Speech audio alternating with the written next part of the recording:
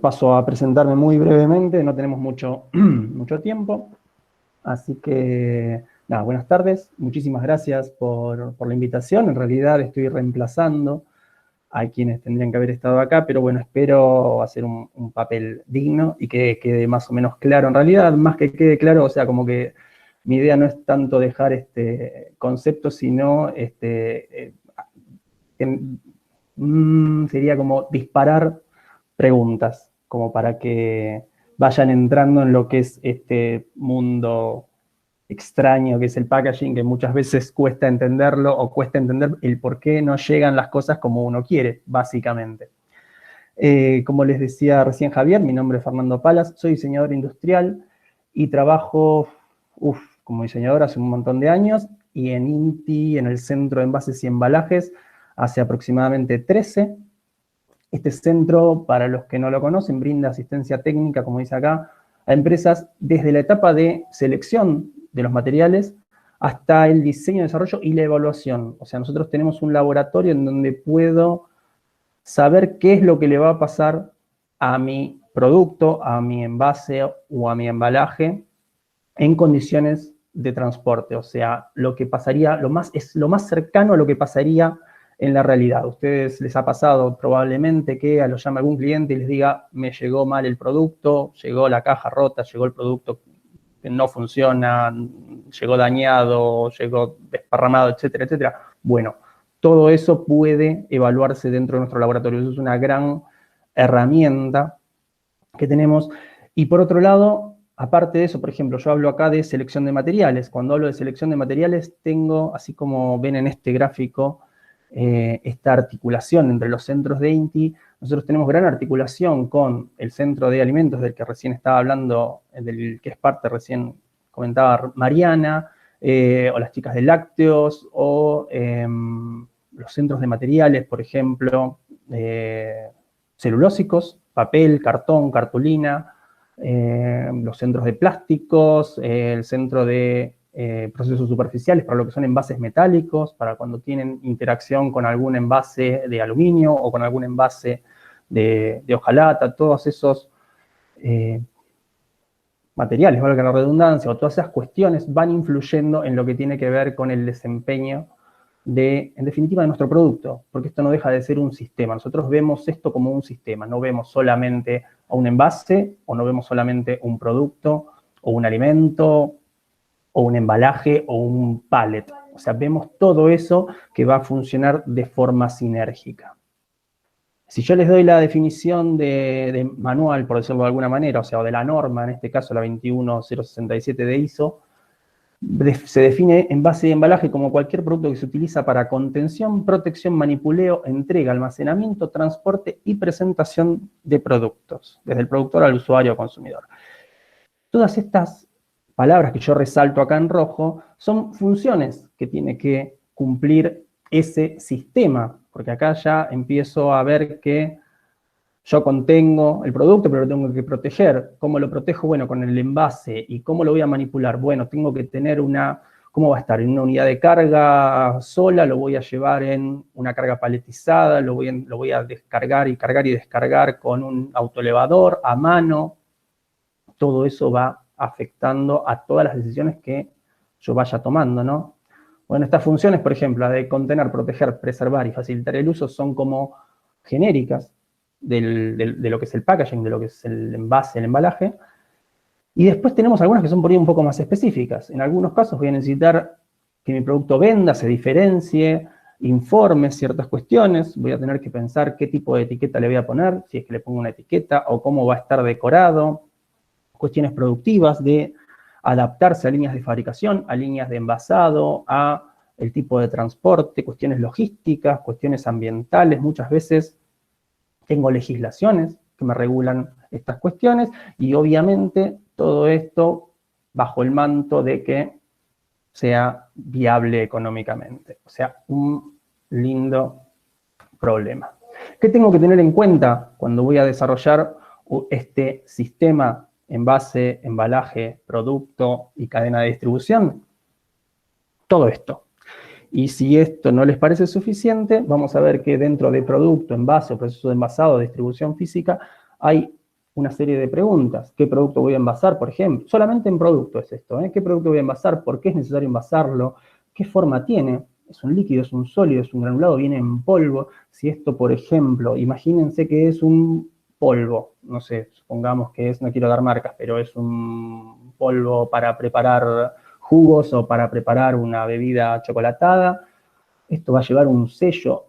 Los sellados, por ejemplo, no funcionan de la misma manera en un producto con polvo o no, o en un producto sólido. Cuando yo hago un termosellado, por ejemplo, si tengo polvo en la unión de esas dos, digamos, esas dos caras que se chocan y se calientan y se dejan un tiempo bajo presión para sellar, si hay polvo no sella. Entonces tengo que tener en cuenta todas esas cuestiones. ¿Qué protección requiere? A mi producto le afecta el calor, la luz, la humedad, los golpes, las vibraciones, los gases, los olores, los microorganismos. Tengo que tener en cuenta eso, que las botellas de cerveza tienen un color particular que evitan que la luz le afecte al producto. Un ejemplo. ¿Qué procesos va a llevar? ¿Qué leyes, qué reglamentaciones, qué normativas? No es lo mismo una normativa local que una normativa internacional. Muchas veces dentro de lo que son los mercados por ahí que son como más interesantes a los cuales llegar, por ejemplo, Europa o Estados Unidos, muchas veces tienen normativas que son como una especie de barrera comercial. Entonces, para poder entrar hay que cumplir determinadas normas o determinados ensayos o determinadas condiciones que hay que conocerlas para justamente poder entrar en condiciones. Hablando solamente del envase, qué forma va a tener, qué diseño gráfico va a tener, qué materiales voy a usar, qué proceso de fabricación, va a ser reutilizable, va a ser descartable, va a tener un sistema de cierre, va a ser, si es reutilizable, va a tener un sistema de cierre y apertura, cómo va a estar expuesto, cómo lo valora el cliente, cómo lo voy a envasar. Esto lleva una línea automática, una línea semiautomática, una línea manual. Yo produzco determinados productos. Por ejemplo, eso me va a condicionar muchas veces el tipo de envase que yo vaya a comprar. No sé, tengo una llenadora manual o no sé, tengo una formadora de cajas. Miren, me ha pasado, les cuento un caso muy, muy breve para que se den una idea de qué estoy hablando acá. Voy a ver una empresa que hacía exportación de pollos, un frigorífico de pollos. Tenían una máquina formadora de cajas automática, una máquina que hacía, creo que si mal no recuerdo, 1500 cajas hora. Cuando llego la encuentro apagada, eran las 10 de la mañana. Pregunto justamente por qué estaba apagada, si era una máquina automática que se supone que tiene que estar todo el tiempo funcionando, y me dicen que no, que la máquina se prendía automáticamente a las 6 de la mañana, calentaba todos los circuitos, a las 7 funcionaba y a las 8 se detenía y hacía la producción del día.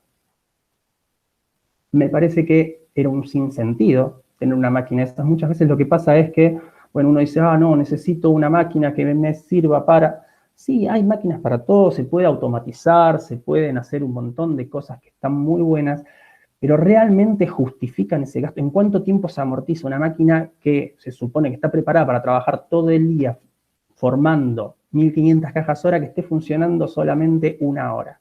Porque era la producción del día. Y el resto del tiempo está apagada.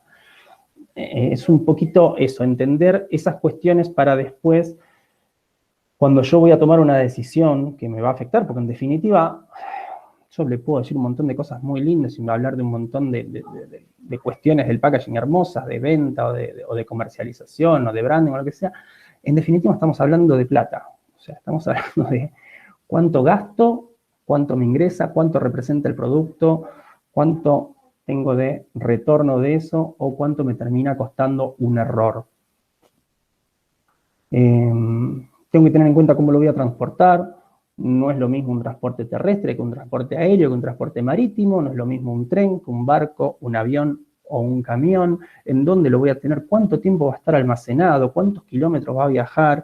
¿En qué condiciones? No es lo mismo tener un producto en un depósito en Neuquén que tener un producto en un depósito en Salta, con las diferencias de temperatura que esto implica.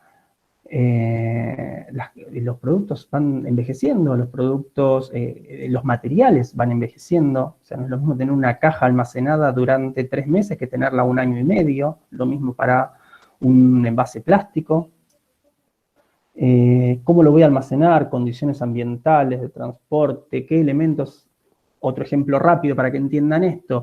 Empresa que exportaba a Estados Unidos comederos para cerdos. Nos llaman para que les diseñemos el embalaje y nos dicen, pero yo quiero mandar de a tantos. Perfecto. ¿Vos tenés la maquinaria para cargarlo en un camión? Sí. Del otro lado, cuando llegan a Estados Unidos, ¿tienen la maquinaria para descargarlo? No tengo idea. Bueno, esas preguntas hay que hacérselas previo a encontrarnos después con el problema. No tenemos mucho tiempo, por eso estoy yendo medio rápido. Después de última, si hay algo que no queda claro, me lo pueden preguntar más tarde o pueden hablarme por contacto. Cuando hablamos de costos, no hablamos solo del costo de los envases o del producto y el envase, sino muchas veces esa relación que hay, y muchas veces hay una serie de costos ocultos. A ver, si yo puedo ahorrar en el envase y el embalaje, pero esto hace que mi producto llegue dañado, en realidad después voy a tener un reclamo, y ese reclamo, o sea, lo voy a tener que o cambiar, o reparar, o mandar un técnico, o lo que sea. Eso es un costo oculto que alguien no ve, y muchas veces falla porque está el vicio de ponerle todo al producto y que sea el mejor de los productos, y cuando llega el momento de decidir sobre envases o embalajes, le pongo una caja. ¿Qué caja? La que encuentres en la caja, en la casa de embalajes más cercana, y no es así. Cuestiones de calidad, o sea, cuando yo hago una compra de un envase o le estoy comprando a algún proveedor, tengo que ver qué es lo que me está dando mi proveedor. Muchas veces nosotros hablamos de especificaciones técnicas y de normativas para tener parámetros de referencia y saber qué es lo que uno está comprando y si realmente estoy comprando eso, qué es lo que necesito o lo que yo pedí, pero generalmente tratamos de que sea especificado y que sea de mutuo acuerdo, ¿no? Que sea como una especie de contrato, una especificación técnica. Bueno, ¿qué proveedores hay? La cantidad de proveedores. Les vuelvo a meter un ejemplo sobre esto. ¿Por qué hablo de cantidad de proveedores? Nos ha pasado de una empresa que tenía una producción de 60.000 cajas por mes y tenía un solo proveedor. Cuando llegó el momento de la exportación de cítricos, cuando era muy fuerte el tema de exportación de cítricos, en una época del año específica, no tenían para entregarle las cajas que habían pedido. Entonces, ¿por qué? Porque estaban destinando toda la empresa a cumplir con una empresa con todas las empresas que exportan cítricos. ¿A qué me refiero con esto? A que si tengo esa situación y tengo un solo proveedor y sé que en esa situación va a estar complicado para entregarme en los tiempos que yo necesito, bueno, tengo que prever esa situación y, no sé, comprar antes o plantear tener otro proveedor para ver si puedo llegar a cubrir en esa condición del año, en esa estacionalidad, ¿no?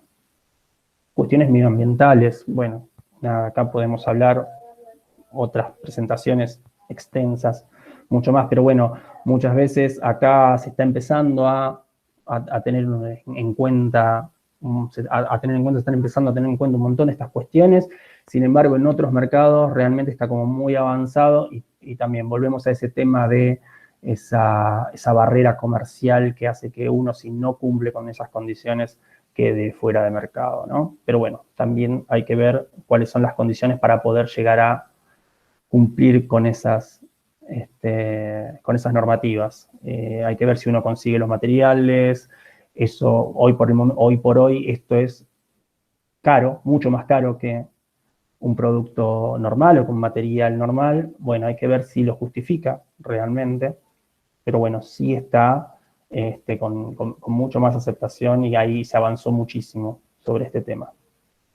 Pero lo que les tiene que quedar claro es que todo esto tiene que trabajar, como les dije en un principio, de forma sinérgica. O sea, hablamos de el transporte, el embalaje, el envase y el producto trabajando como un todo. ¿Qué es lo que puede pasar si no cumplo con esta premisa, digamos? Voy a tener pérdida en la calidad, voy a tener pérdidas de producto, voy a tener una pérdida en la imagen de mi marca o de mi empresa, voy a tener una pérdida de clientes muchas veces y en algunos casos pérdida de mercados. Ahora les voy a contar un pequeño caso como para que tengan de referencia. Pero en definitiva, como les dije antes, voy a tener mayores costos y una disminución de mis beneficios. Básicamente estamos siempre hablando de ese tema. Fíjense, en este caso es una parte del envase, o sea, es un componente de todo ese sistema, que es la tapa, o sea, es la tapa interna de aluminio gofrado que tiene un envase de dulce de leche. Habían cambiado el material, habían cambiado esto que se llama gofrado, ese bajo relieve que tiene la tapa de aluminio que protege el pote de dulce de leche, y se habían generado fisuras, pequeñas fisuras que generaban una pérdida así, pero bueno, en definitiva es una pérdida. Entonces tengo que tener en cuenta que cualquier cambio que yo haga, ya sea un cambio de material, un cambio de matriz, un cambio de diseño, va a influir en todo ese sistema. Acá voy a tener una pérdida en este envase.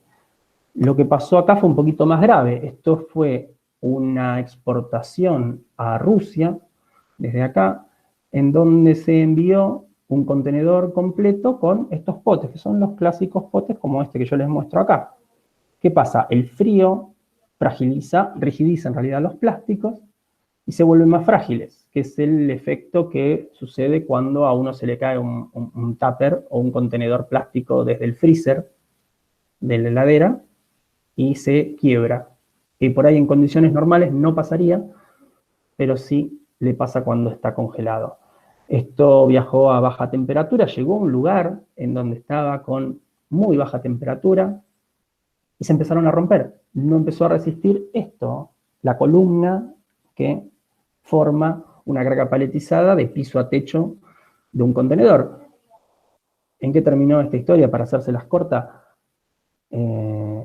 abrieron el contenedor, vieron que estaba todo roto, cerraron la puerta del contenedor y volvió a Buenos Aires. Y como condición pusieron que los envases tenían que ser de vidrio por lo menos o adecuados a esa condición de temperatura o de transporte. En definitiva, todo eso fue un costo que tuvo que pagar el tipo que está acá en Argentina y exportó este producto casi al otro lado del mundo. Es un poquito para que tengan una idea que, en definitiva, volvemos a hablar del costo de una mala elección. Tal vez lo podrían haber resuelto con un envase plástico, con un pote de helados. Está preparado para... Es otro material, pero está preparado para resistir ese tipo de condiciones. Bueno, no lo tuvieron en cuenta y les salió muy, muy caro. Otros casos, bueno, acá estaban llevando pintura roja y amarilla, terminó llegando una combinación extraña en el piso del contenedor, y acá fíjense cómo están puestas estas cajas. Esto es carne de exportación, esto es lomo de exportación. Si se fijan, estas cajas están muy bien, pero cuando vamos acá abajo encontramos esto. O sea, acá arriba tengo lomo, acá abajo tengo una milanesa de lomo. Y el que está pagando por esto, en Europa, está pagando, no sé, $14 el kilo, $15 el kilo. O sea, no es barato esto como para que llegue en estas condiciones. Bueno, ¿qué tendría que haber pensado? En la resistencia de la caja a estas condiciones y que llegue, valga la redundancia, en condiciones. Fíjense otra cuestión también, cómo están puestas en una especie de zigzag así muy extraño, que no voy a entrar en detalles técnicos, pero esta no es una condición para enviar una caja sobre otra. Las cajas, acá estoy sobre el punto más débil de la caja a la compresión. Entonces, y este es el punto más fuerte. O sea, los vértices son los puntos más fuertes y los centros son los puntos más débiles. Una mala decisión, no solo tal vez en la elección de la resistencia a la compresión de la caja, sino en cómo se armó la carga. O puedo tener este problema que es bastante común. O sea, un operario se levantó enojado y Dijo, ustedes están exportando. Bueno, fíjense cuántas cajas llegan. No me acuerdo, en algún momento los habíamos contado, pero nada, no estaba muy contento con su trabajo y piensen que su producto está ahí. Su producto es este que viaja por acá. Bueno, después el cliente va a ver que su producto llegó dañado y no va a pensar en esta persona, va a pensar en ustedes, va a pensar en su marca. Ahí está el problema. O sea, yo tengo que estar cubriéndome de cualquier eventualidad que pueda pasarle a mi producto durante la cadena de distribución. ¿Cómo lo hacemos? Hacemos pruebas de laboratorio, vamos conociendo el producto, el material, cómo está confeccionado, las distintas condiciones a las que puede estar sometido. Y, bueno, obviamente cuando pase todo esto están invitados a visitarnos. En algún momento el municipio hacía unas visitas guiadas y yo los llevaba a recorrer todo este laboratorio que es muy interesante de ver en persona. Y a partir de esas pruebas es que hacemos algunos de los trabajos de desarrollo de envases o de embalajes. En definitiva, lo que nosotros vemos como un envase, embalaje efectivo, un packaging efectivo, es el que satisface las necesidades y expectativas de los consumidores, usa eficientemente los recursos y ahorra en costos de distribución y comercialización. ¿Qué es lo que buscamos? Justamente fomentar la innovación en los productos, sistemas, envase, embalaje y cadena de suministro, reducir el impacto ambiental y, obviamente, lo que les dije antes, prevenir esas barreras y restricciones al comercio. Muchísimas gracias a todos. Espero haber sido claro y si no, me lo dirán cuando termine